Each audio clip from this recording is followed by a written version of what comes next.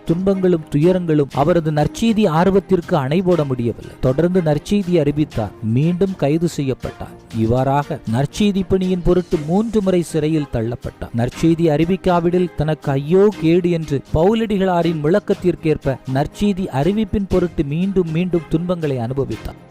முறையான பயிற்சி இல்லாமல் நற்செய்தி பணி சாத்தியமில்லை என்பதை உணர்ந்த புனிதர் முறையான பயிற்சிக்கு தயாரானார். 33 வயதில் 12 வயது மாணவ மாணவிகளோடு சேர்ந்து பள்ளிக்கு சென்றார். அக்காலகட்டத்தில் வகுப்புகள் காலை 5 மணிக்கு துவங்கும். ஆகவே காலை 4 மணிக்கு துயிலெழுந்து 5 மணி வகுப்பில் கலந்து கொள்ள வேண்டும். பிற்பகலிலும் வகுப்புகள் நடக்கும். அதற்கு ஏற்ப தன்னை தயார் செய்து கொண்டார். இனிகர் முறையான கல்வியில் தேர்ச்சி பெற்ற பின் குறுமடத்திற்கு சென்று அங்கு பயிற்சியில் ஈடுபட்டார். ஏராளமான புத்தகங்கள் அங்கு வாசிக்க ஆரம்பித்தார். நற்செய்தி பணியின் பொருட்டு சிங்கங்கள் கோர பற்களுக்கு பலியான புனித அந்தியோக்கி இன்னாசியாரின் மறைசாட்சியத்தின் மீது கொண்ட தீராத பற்றுதலால் தனது பெயரை இன்னாசியார் என்று மாற்றிக்கொண்டார்.